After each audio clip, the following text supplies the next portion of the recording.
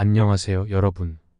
이전에 소금 덕분에 제2의 인생을 살고 있습니다. 라는 영상을 통해 소금의 중요성과 좋은 점들에 대해 이야기했습니다.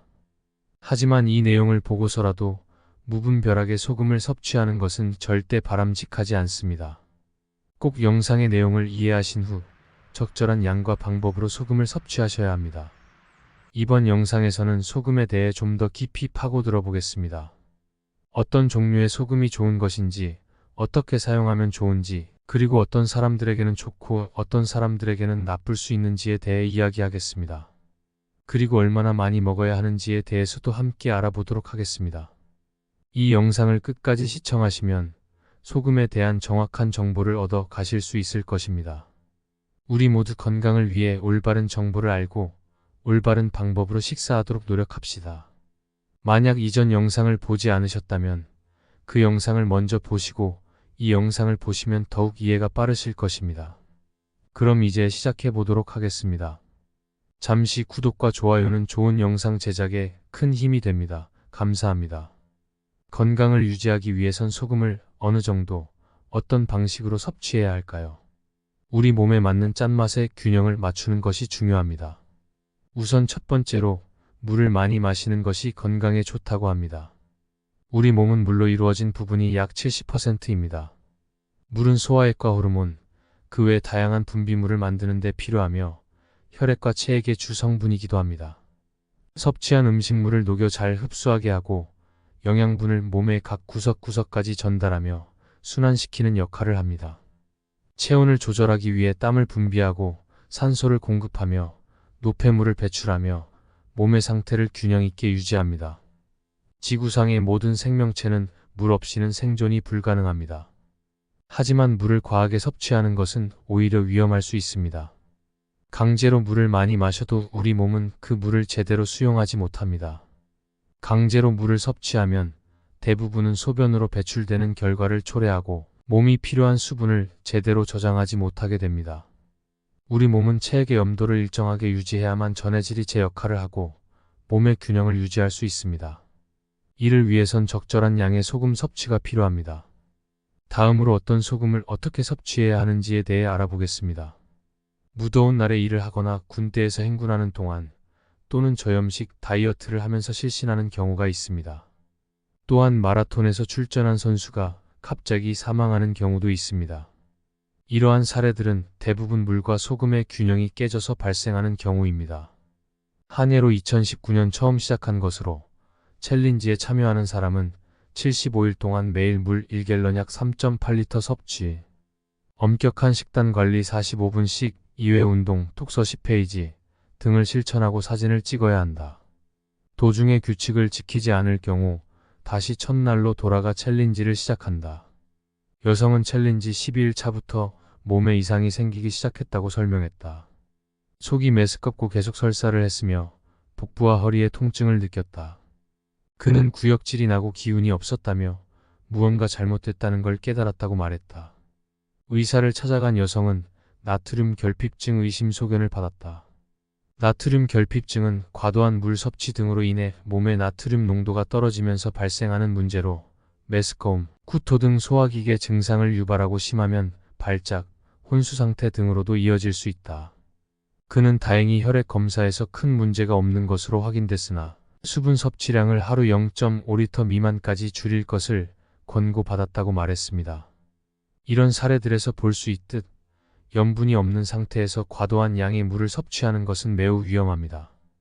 특히 운동 중에는 수분 섭취가 과도해지면 수독증이나 혈중, 나트륨 농도 감소증을 일으킬 수 있습니다.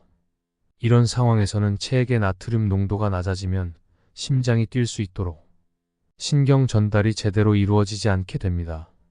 이런 사태를 방지하려면 운동이나 노동 중에는 충분한 소금과 물을 섭취하는 것이 중요합니다. 무더운 날에 일을 하거나 군대에서 행군하는 동안 또는 저염식 다이어트를 하면서 실신하는 경우가 있습니다. 또한 마라톤에서 출전한 선수가 갑자기 사망하는 경우도 있습니다. 이러한 사례들은 대부분 물과 소금의 균형이 깨져서 발생하는 경우입니다. 최소한의 체액과 혈액을 유지하려고 에너지를 아끼면서 이를 최적화하기 위해 노력하는 것은 생산적인 활동, 예를 들면 공부 등에 영향을 줄 수 있습니다. 이런 상태에서는 방어적이고 소극적인 상태가 되고 몸이 무거워지며 무기력해지는 경향이 있습니다. 염분 섭취가 부족하여 물을 거의 마시지 않던 사람이 소금을 섭취하면 자연스럽게 물을 찾게 될 것입니다. 소금 섭취 후에는 과일을 먹는 데에도 거부감이 없어지고 차나 음료를 자연스럽게 마시게 됩니다. 이런 변화를 통해 목이 말랐던 상태가 개선되고 침이 생기며 땀이 나고 소화가 잘 되며 안구 건조 증상이 사라지고 피부 상태가 좋아집니다. 이는 수분 부족으로 생긴 문제가 소금 섭취를 통해 해결된 것을 의미합니다. 물은 생명의 근원이며 매우 중요하지만 소금 없이 과도하게 마시면 위험할 수 있습니다. 그럼에도 불구하고 일반적으로 물과 과일은 많이 섭취하라고 권장하고 소금은 적게 섭취하라고 하는 경우가 많습니다. 운동이나 외출 시 소금물을 가져가서 마시는 것도 좋은 방법이고 소금을 따로 준비해 두어 물이나 음료와 함께 섭취하는 것도 추천할 수 있습니다.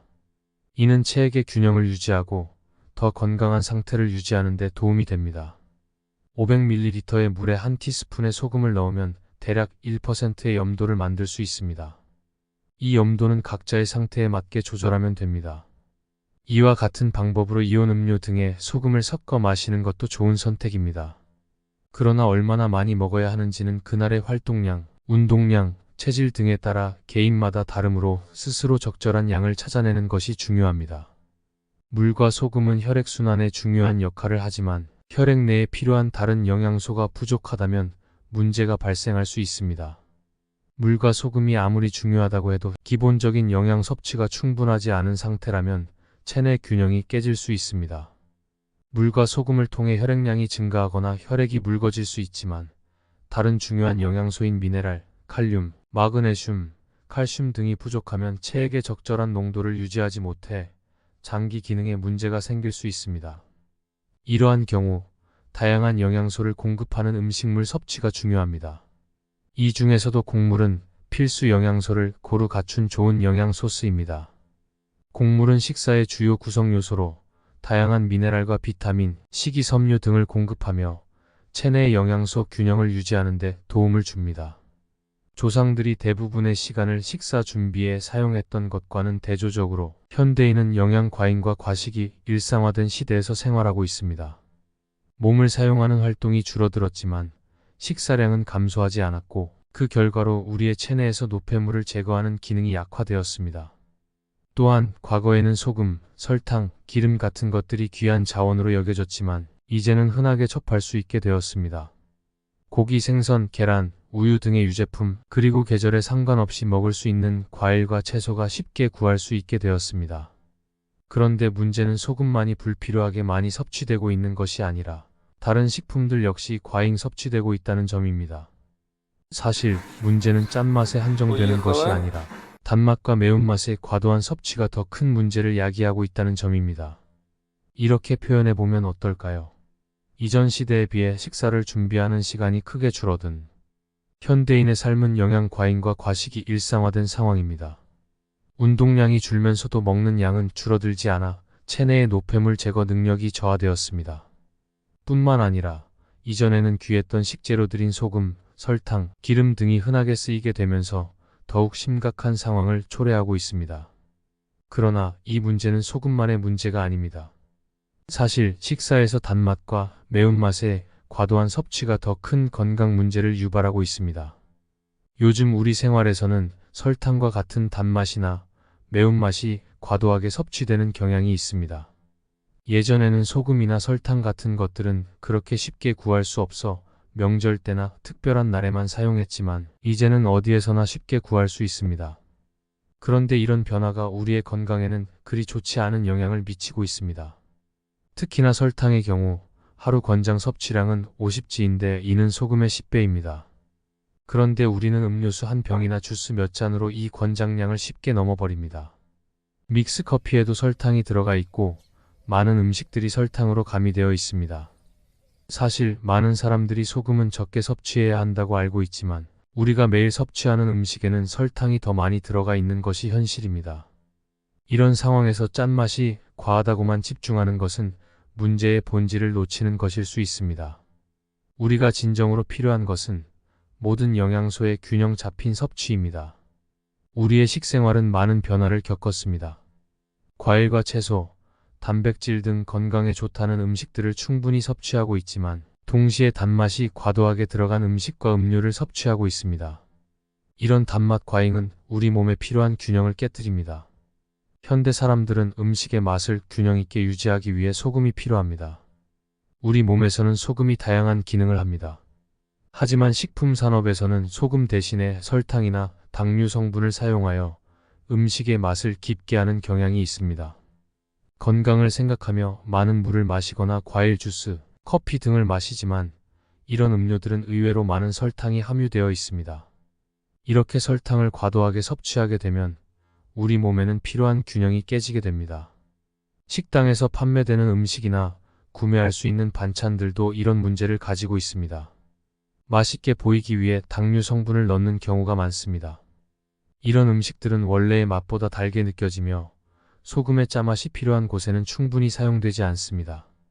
이런 식습관은 나트륨 섭취량을 제한하면서 다른 영양소, 특히 칼륨과 칼슘을 과다하게 섭취하게 만들며 우리 몸에 필요한 영양소 균형을 깨트립니다. 결국 건강하게 먹는다는 생각과는 달리 우리의 건강을 해칠 수 있는 식습관이 된 것입니다. 우리의 식사 문화는 단맛에 치우쳐져 있습니다. 그렇다고 해서 단맛이나 설탕이 나쁘다는 것이 아니라 그 불균형이 문제입니다. 너무 많은 단맛을 섭취함으로써 우리의 체내 균형이 흔들리게 되는 것입니다. 단맛 과잉이 가지는 부정적인 영향을 경험해 보셨을 수도 있습니다. 늘어지는 피로, 몸의 뻐근함, 허리의 불편함 등입니다. 이런 증상들이 보여주는 것처럼 몸이 짠맛, 즉 소금을 필요로 하고 있는 것입니다. 외식이나 가공식품을 통한 나트륨 섭취가 건강에 부정적인 영향을 미친다는 의견이 있습니다. 하지만 이렇게 단순히 나트륨 섭취량만을 따지는 것은 옳지 않습니다. 왜냐하면 대부분의 식품에는 설탕이나 당류 성분이 들어가 있기 때문입니다. 이런 당류 성분과 균형을 맞추기 위해선 역시 소금, 즉 짠맛이 필요한 것입니다. 맛의 균형을 위해 단맛과 짠맛이 함께 필요하다는 것을 이해해야 합니다. 너무 많은 단맛은 몸을 단단하게 만들고 굳게 만들며 모든 것을 뭉치게 만듭니다. 이런 상황에서는 부드럽고 유연하고 움직임이 자유로운 상태를 유지하기 위해 짠맛이 필요합니다. 너무 많은 단맛이 우리 몸을 답답하게 만들고 그 결과 몸의 원활한 기능을 방해하게 될 수 있습니다. 이런 점에서 단맛과 짠맛의 균형은 우리의 건강을 위해 필수적인 것이라는 사실을 잊지 마세요. 요즘 우리가 살아가는 세상은 많은 것들이 복잡하게 얽혀 있습니다. 우리가 마시는 물, 먹는 음식, 호흡하는 공기 모두 여러 가지 요소들로 인해 순수하지 않을 수 있습니다. 즉, 물과 공기는 미세먼지와 화학물질로 오염되어 있고 농산물에는 농약이, 육류에는 항생제와 성장 촉진제가 사용되며 심지어는 플라스틱 오염까지 발생하고 있습니다. 이처럼 환경 오염 문제는 개인이나 한 국가의 노력으로 해결할 수 있는 수준이 아니며 전 세계적인 문제로 부상하고 있습니다. 그렇게 변화한 환경 속에서 우리의 식사 역시 변화하고 있습니다. 생산부터 유통, 그리고 최종적으로 소비자에게 도달하기까지의 과정이 점점 복잡해지고 있습니다. 이 모든 과정을 하나하나 따져서 먹는 것은 이제 불가능하다고 볼 수 있습니다. 이런 상황에서 우리 몸은 본능적으로 해독과 정화를 위한 소금을 더 원하게 됩니다. 왜냐하면 소금은 우리 몸의 수분 균형을 맞춰주며 독소를 제거하는 역할을 합니다. 오염된 환경에서 살아가는 우리에게 소금은 더 이상 단순히 음식의 맛을 내는 조미료가 아니라 생명을 유지하고 건강을 지키는 중요한 요소라고 할 수 있습니다. 이제는 점점 더 잠이 부족한 시대에 살고 있습니다.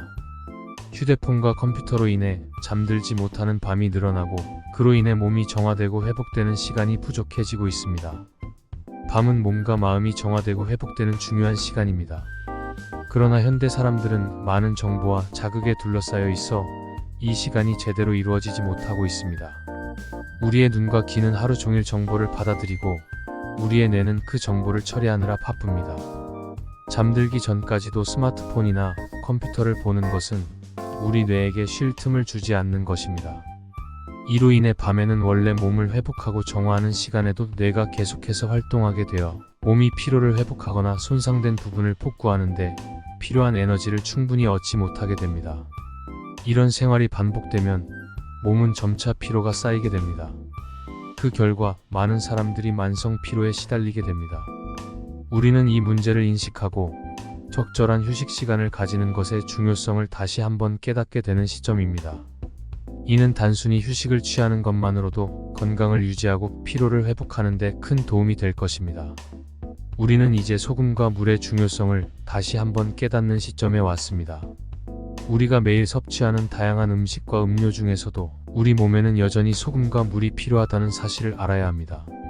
몇몇 사람들은 그들의 특정한 상태나 체질 때문에 일반적인 식사에서 얻는 소금만으로는 충분하지 않습니다. 예를 들어 비염이나 아토피 피부염, 관절염 등 다양한 염증성 질환에 시달리는 사람들이나 체질적으로 잘 굽고 뭉치는 사람들 또는 신진대사나 혈액, 순환이 원활하지 않은 사람들에게는 별도로 소금과 물을 섭취해야 합니다. 또한 카페인 성분을 많이 섭취하는 사람들, 예를 들어 커피나 에너지 음료를 자주 마시는 사람들이나 특정 체질에 따라 심장 기능이 강하면서도 신장 기능이 약한 사람들도 소금과 물의 추가 섭취가 필요합니다. 이러한 소금과 물의 섭취는 그들에게 마음의 안정과 균형 있는 상태를 가져다 줄 수 있습니다. 이런 사람들에게는 음식의 간을 조절하는 것 외에도 별도로 소금을 섭취하는 것이 꼭 필요합니다. 그러므로 소금과 물은 단지 음식의 간을 맞추는 역할뿐만 아니라 우리의 건강을 유지하는 데도 중요한 역할을 하는 것입니다. 음식에 함유된 염분만으로 우리 몸에 필요한 양을 채우기 위해서는 과식을 하지 않을 수 없는 상황에 이르게 됩니다. 이는 염분과 수분이 부족하면서도 먹는 음식의 양을 소화하고 흡수하는 데 한계가 있는 사람들에게 더욱 그렇습니다.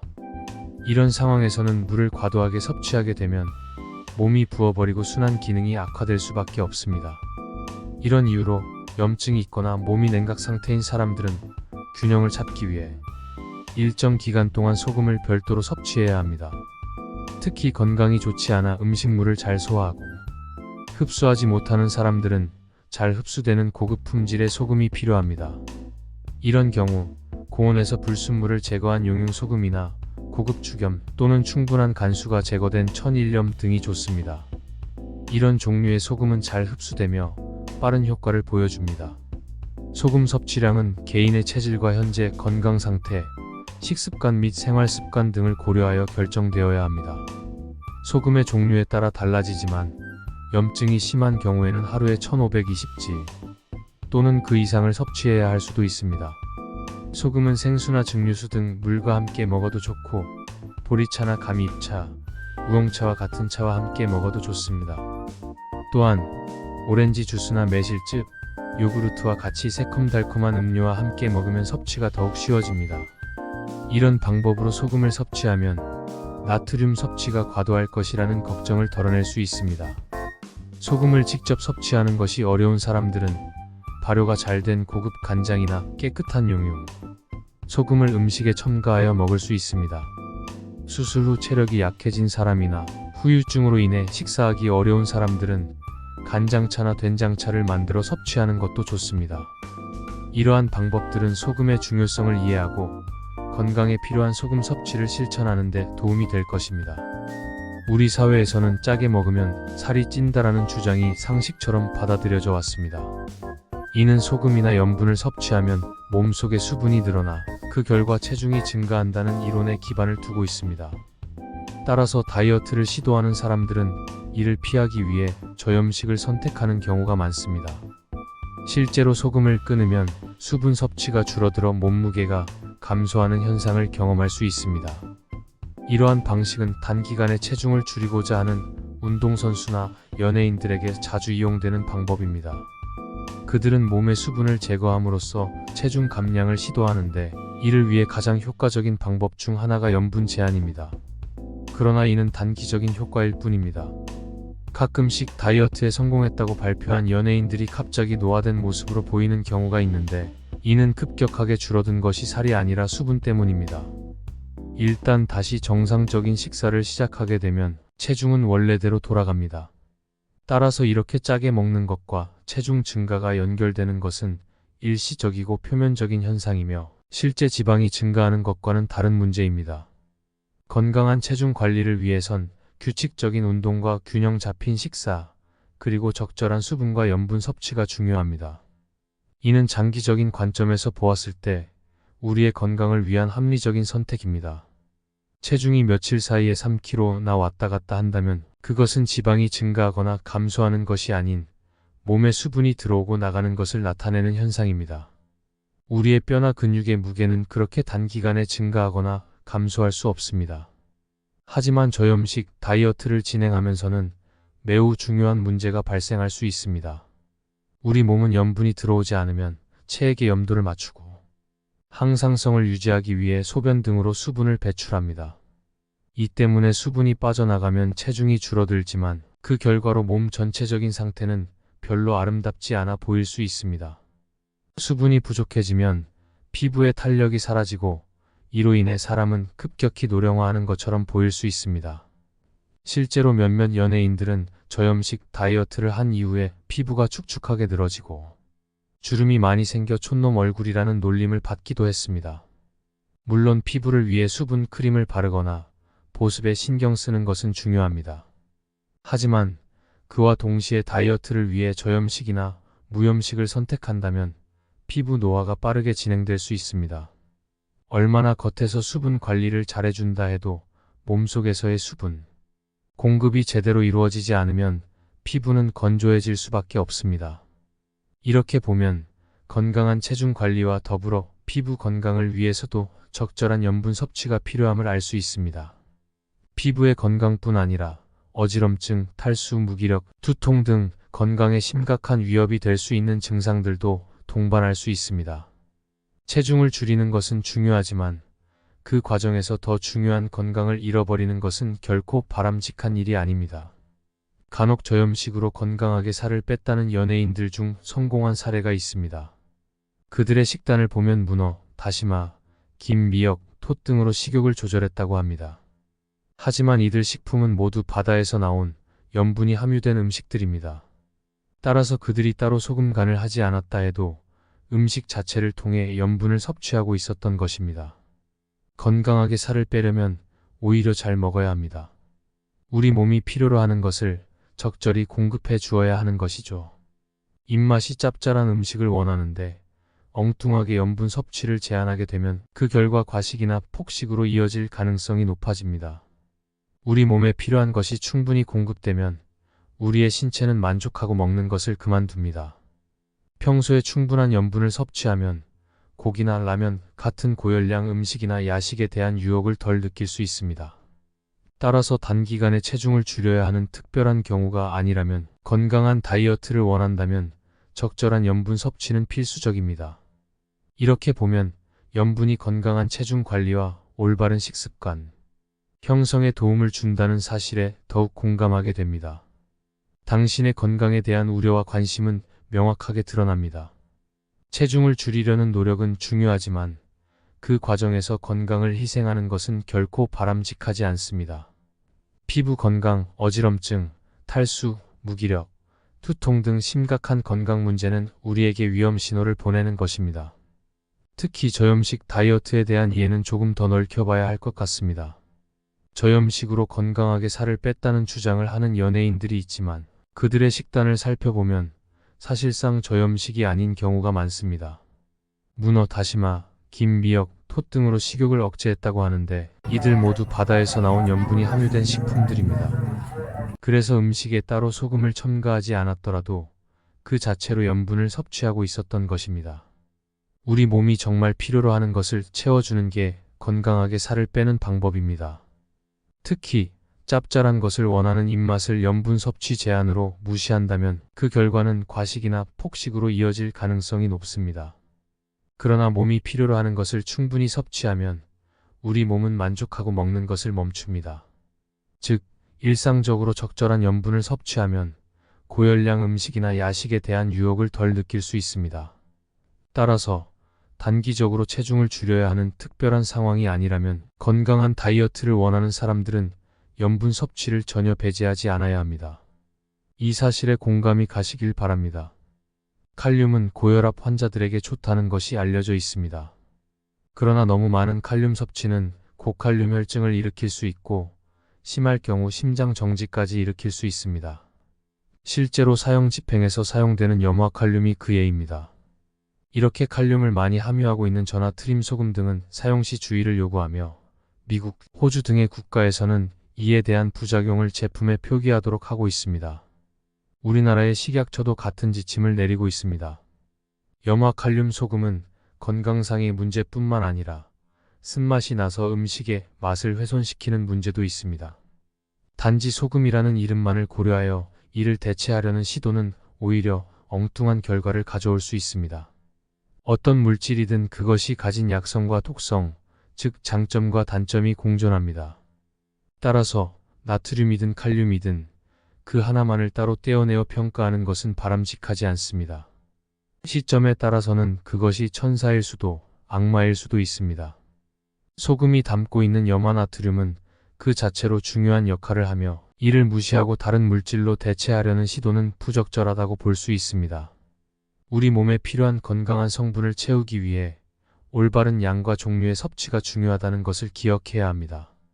염소와 나트륨이 결합하여 형성된 염화나트륨, 즉 소금은 인간 생명에 필수적인 역할을 하는 물질입니다.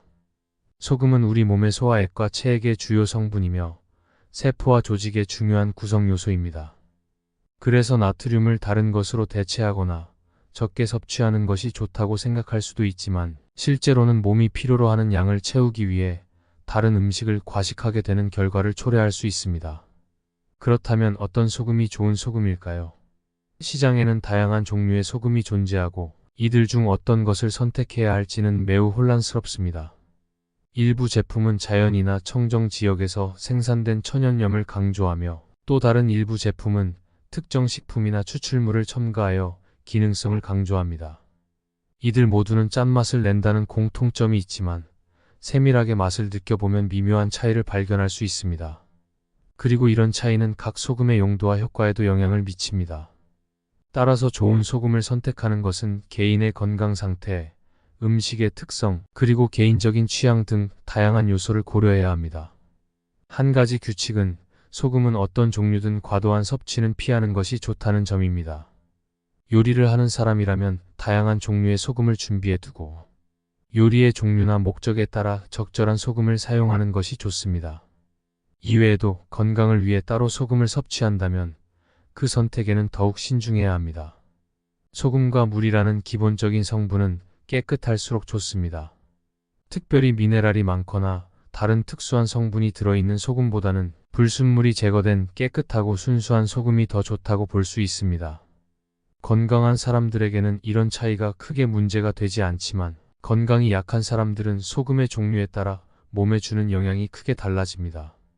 불순물이 충분히 제거되지 않은 소금을 섭취하면 몸이 그 불순물들을 필터링해야 하므로 흡수 과정에서 어려움을 겪을 수 있습니다. 또한 개인의 체질이나 건강 상태에 따라 소금을 섭취하기 전에 해야 할 일들이 있을 수 있습니다. 예를 들어 간이나 담즙이 약하거나 몸이 경직되어 있거나 위장이 약하거나 몸이 차가워서 흡수력이 떨어지는 사람들은 소금의 흡수가 잘 이루어지지 않을 수 있습니다. 이런 사람들은 소금을 섭취하기 전에 자신의 상태를 잘 파악하고 필요하다면 의료 전문가의 조언을 받아야 합니다. 소금이 맞지 않는 체질이라는 것이 정확히 존재하는 것이 아니라 개개인이 필요로 하는 소금의 양이 다를 수 있다는 것이 좀 더 정확한 표현일 것입니다. 우리 몸에는 물을 잘 보유하거나 덜 보유하는 등 개인의 체질이나 상태에 따라 소금의 필요량이 달라질 수 있습니다. 예를 들어 몸이 물을 잘 보유하는 사람은 일단 소금이 충분히 채워지면 그 뒤로는 쉽게 고갈되지 않습니다.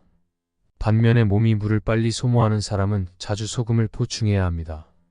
이러한 차이는 오행이론에 따르면 개인의 심장 기운화기나 위장 기운토기과 관련이 있을 수 있습니다. 화기가 강하고 확산시키는 힘이 센 사람은 소금 수기를 더 필요로 할 수 있고 반대로 토기가 강한 사람은 소금을 덜 필요로 할 수 있습니다. 그러므로 소금을 섭취하는 데 있어서는 개인의 체질이나 건강 상태를 잘 고려하여 적절한 양을 섭취하는 것이 중요합니다. 이는 음식의 염분뿐 아니라 따로 섭취하는 소금에 대해서도 마찬가지입니다. 필요하다면 전문가의 도움을 받아 개인의 체질과 상태에 알맞은 소금 섭취량을 결정하는 것도 좋습니다. 열이 머리와 상체에 집중되어 있거나 허리와 등에 문제가 있거나 근육이나 힘줄이 당겨 뻑뻑한 증상이 있는 사람들은 소금이 주는 수렴, 정화, 부드럽게 만드는 효과가 더 필요할 수 있습니다. 또한 채식을 주로 하는 사람, 뇌로 가는 혈류량이 많은 사람, 머리를 많이 쓰는 사람, 예를 들어 수험생이나 연구원, 땀을 많이 흘리는 일을 하는 사람, 활동량이 많은 사람들은 소금의 필요량이 더 많을 수 있습니다. 하지만 심장이나 위장이 약한 사람들은 조심해야 합니다. 이미 심장의 기능이 약한 상태에서 물과 소금, 즉 강력한 수 기운이 과도하게 들어가면 심장이 부담을 느낄 수 있으며 이는 심장이 더 강하게 뛰는 결과를 초래할 수 있습니다. 그러나 이런 상황에서도 소금을 전혀 섭취하지 않는 것은 바람직하지 않습니다. 소금은 우리 몸의 필수 영양소이기 때문입니다. 그래서 이런 사람들은 전문가와 상의하여 적절한 양의 소금을 섭취하는 것이 중요합니다. 몸의 상태와 체질에 따라 필요한 소금의 양은 각각 다르기 때문에 개인의 건강 상태를 잘 파악하고 필요한 만큼의 소금을 섭취하는 것이 중요합니다.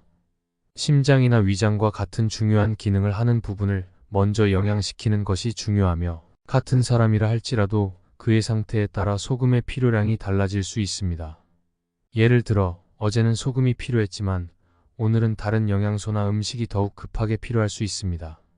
모든 일에는 순서가 있습니다. 바둑에서처럼 어떤 것을 먼저 해야 하고 어떤 것을 나중에 해야 하는지 파악하는 것이 중요합니다. 요리나 식사를 할 때에도 재료를 어떤 순서로 넣느냐에 따라 그 맛이나 질감이 달라집니다. 이와 마찬가지로 소금을 별도로 섭취하는 사람들에게도 이와 같은 원칙이 적용됩니다. 몸이 물이나 소금을 필요로 하지만 현재 그것을 받아들일 상태가 아닐 수 있습니다. 이때는 소금을 섭취하기에 앞서 몸의 상태를 교정하고 자연스럽게 소금을 받아들일 수 있는 상태를 만드는 것이 먼저입니다. 소금이 좋다고 해서 무작정 섭취하면 몸이 힘들어질 수 있습니다. 따라서 소금을 섭취하기 전에는 항상 자신의 건강 상태를 살펴보고 그에 맞는 양을 섭취하는 것이 중요합니다. 물과 소금은 영양분을 이동시키고 분해하며 흡수하는 역할을 합니다. 하지만 그 자체가 영양분이라고 말하기는 어렵습니다. 기본적인 영양분인 주식을 잘 섭취하고 다양한 맛과 영양분의 조화를 생각하며 소금과 물을 적절히 섭취하는 것이 중요합니다. 물과 소금은 모든 생명체의 필수 요소지만 다른 영양분과 다양한 맛의 조화가 필요하다는 것을 기억해야 합니다. 소금에는 기본적으로 밀어내는 성질이 있어 과하게 섭취하면 부작용이 생길 수 있습니다. 소금의 치사량은 약 300g에서 350g으로 이는 라면 175봉지에서 나오는 소금량과 같습니다. 식사 후에 배가 부르거나 공복감이 심할 때 소금을 섭취하면 몸에서 잘 흡수하지 못해 토하거나 설사를 하기도 합니다. 그러므로 식전이나 식후에 소금을 섭취하는 것은 피하는 것이 좋습니다. 음식물을 소화시킬 수 있는 새콤달콤한 음식을 먹은 후에 조금 뒤에 소금을 섭취하면 편안하게 소화를 시킬 수 있습니다.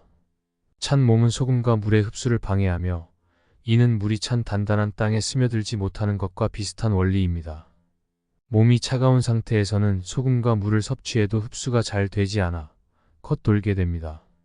이런 상태에서 열이 나지 않으면 몸이 점차 굳어지고 심각한 상황으로 이어질 수 있습니다. 따라서 몸이 차가운 사람은 먼저 몸을 따뜻하게 만들어주는 것이 중요합니다. 이를 위해 매일 배에 곡식찜질을 하거나 촉탕이나 반신욕을 하는 것이 좋을 수 있습니다. 또한 낮 시간에 햇빛을 보면서 30분 이상 걷는 것도 추천합니다. 소금을 섭취할 때는 된장이나 조선간장을 타서 따뜻한 국물을 마시거나 소금차를 마시는 것이 좋습니다.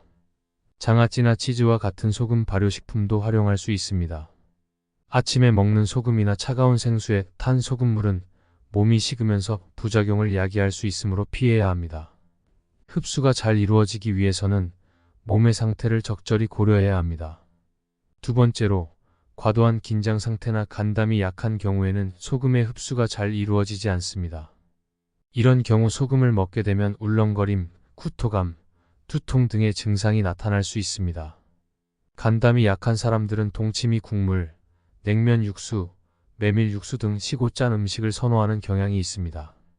이런 사람들에게는 레몬즙이나 새콤한 과일즙, 오미자차, 산수유차 등 간담을 풀어주는 음료를 섭취한 후에 소금을 먹는 것이 흡수에 도움이 됩니다.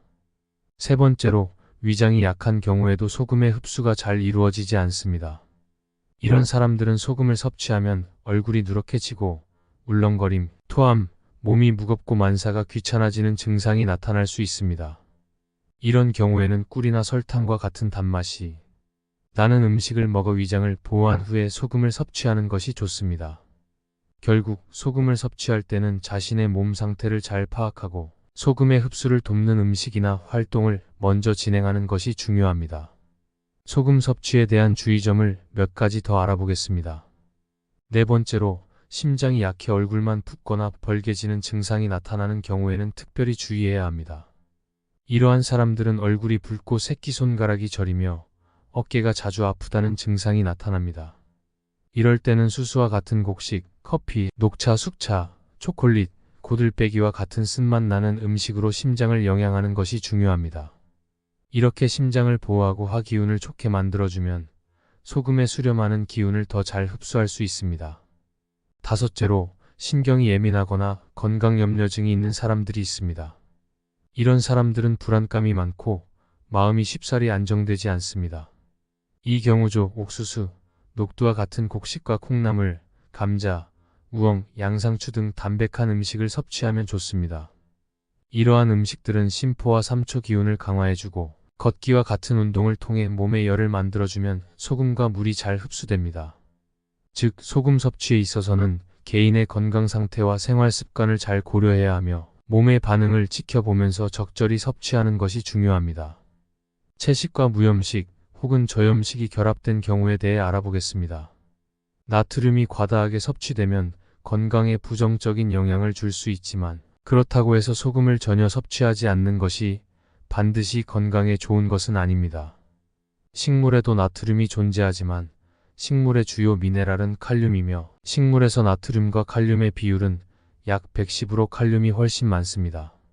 이처럼 채식 위주의 식사를 하면서 소금을 전혀 섭취하지 않으면 이런 불균형이 심화되어 결국 칼륨 과다 증상을 초래할 수 있습니다. 칼륨 과다는 나트륨 과다 못지않게 위험한 증상을 동반할 수 있습니다. 샐러드 등을 자주 먹는 사람들 중에는 드레싱조차 하지 않는 경우도 있는데 이럴 경우 염분 부족으로 인해 다양한 증상에 시달릴 수 있습니다. 또한 채소나 나물 등이 싱겁다면 그것을 먹는 것이 어렵고 특히 아이들이 싫어할 수 있습니다. 이는 건강한 식습관 형성에 방해가 될 수 있습니다. 그러므로 적절한 양의 소금 섭취는 필요하며 식사를 구성할 때에는 나트륨과 칼륨의 균형을 고려해야 합니다. 또한 식사의 맛을 위해서도 적절한 양의 소금이 필요합니다. 우리 조상들이 채소를 그냥 먹지 않고 된장이나 쌈장으로 간을 맞춰 먹은 것처럼 간이 잘 되어 있어야 음식이 맛있고 소화가 잘 됩니다. 그렇기 때문에 나물이나 샐러드에 양념이나 드레싱을 뿌리는 것입니다.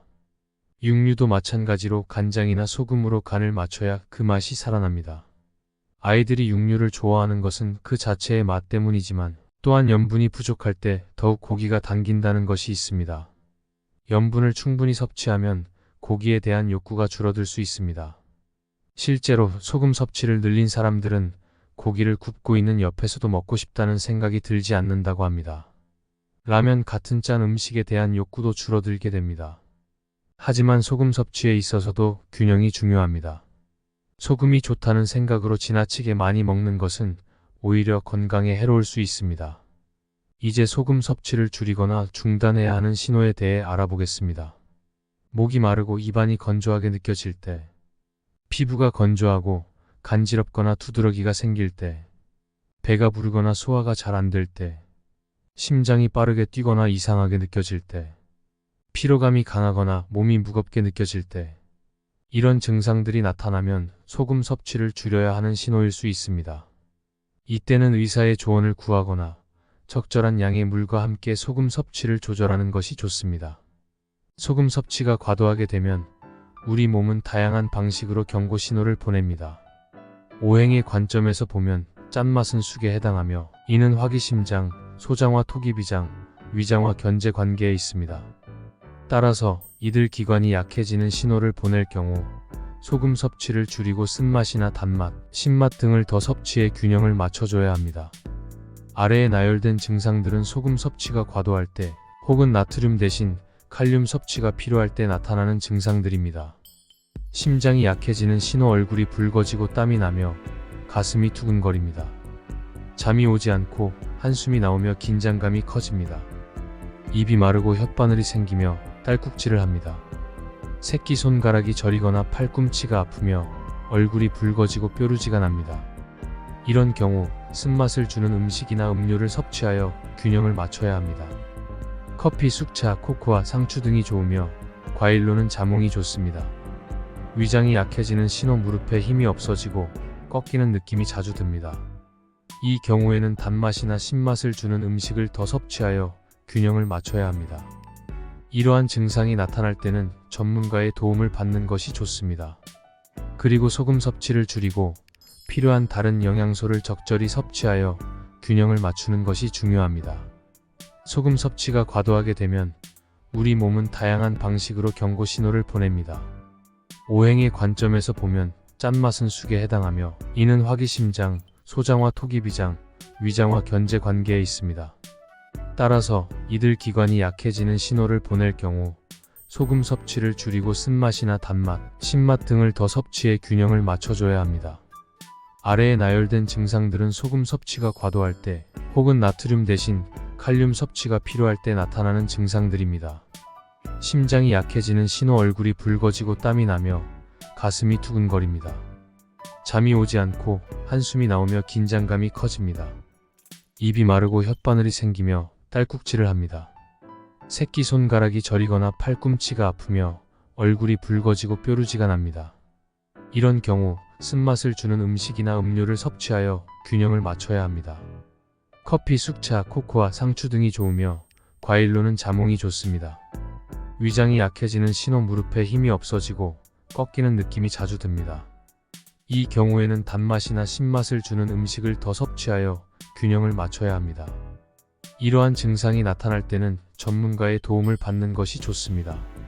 그리고 소금 섭취를 줄이고 필요한 다른 영양소를 적절히 섭취하여 균형을 맞추는 것이 중요합니다.